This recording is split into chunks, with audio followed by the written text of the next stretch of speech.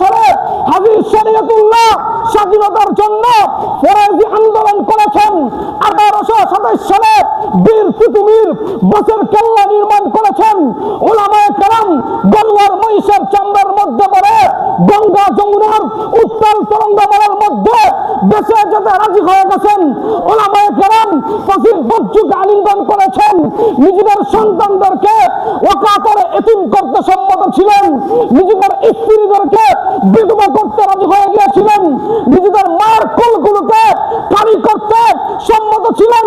কিন্তু ইতিহাস বলে উলামায়ে কেরাম দেশ আর মিল্লাত ইসলামিয়ার বিরুদ্ধে গাদ্দারি করতে প্রস্তুত হন নাই, গাদ্দারি করতে রাজি হন নাই। যখন ক্ষমতাশালী সম্রাটের এই হুকুম জারি হয়ে গেল, সৃষ্টি আল্লাহর হুকুম চলবে ইস্ট ইন্ডিয়া কোম্পানির, তখন শাহ আব্দুল আজিজ মুহাদ্দিস দেহলভী দীপ্তকণ্ঠে ঘোষণা করলেন, হে ভারতবাসী, আজকের পর থেকে ভারতবর্ষ দারুল হরব হয়ে গেছে। এজন্য প্রয়োজনে আমাদেরকে ইংরেজদের বিরুদ্ধে জিহাদ করে হলেও ভারতবর্ষের অস্তমিত স্বাধীনতার সূর্যকে উদিত করতে হবে। সেই আহ্বানে সাড়া দিয়েছিলেন লক্ষ লক্ষ আমজনতা উলামায়ে কেরাম। তাদের মাঝে অন্যতম ছিলেন শাইখুল হিন্দ মাহমুদ হাসান দেওবন্দি রহমতুল্লাহি আলাইহি। 1920 সালে ইংরেজদের বিরুদ্ধে উনি দুর্বার প্রতিরোধ গড়ে তুলেছিলেন। সেই কারণে ওনাকে মাল্টার আন্দামান কারাদ্বীপে অকথ্য জুলুম আর নির্যাতন সহ্য করতে হয়েছে।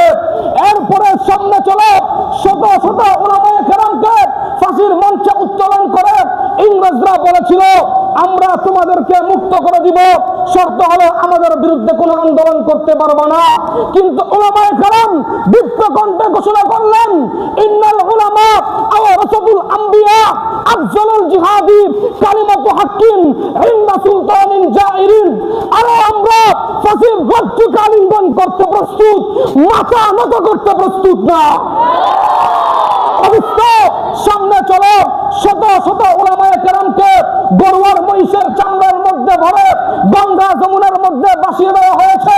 আলেমদের শরীর থেকে ইজ্জতের কাপড়গুলো খুলে ফেলে আগ্নেয়গিরিতে নিক্ষেপ করা হয়েছে। 1818 সালে হাজী শরীয়তুল্লাহ স্বাধীনতার জন্য ফরাজি আন্দোলন করেছেন। 1827 সালে বীর কুতুবীর বছর কেল্লা নির্মাণ করেছেন। উলামায়ে কেরাম গলওয়ার মহিষের চামড়ার মধ্যে পড়ে গঙ্গা যমুনার উত্তাল তরঙ্গমালার মধ্যে বেঁচে যেতে রাজি হয়ে গেছেন। উলামায়ে কেরাম ফাঁসির বজ্রকে আলিঙ্গন করেছেন। নিজেদের সন্তানদেরকে ওকাতরে এতিম করতে সম্মত ছিলেন। নিজেদের স্ত্রীদেরকে বিধবা করতে রাজি হয়ে গিয়েছিলেন। নিজেদের মায়ের কোলগুলোকে খালি করতে সম্মত ছিলেন।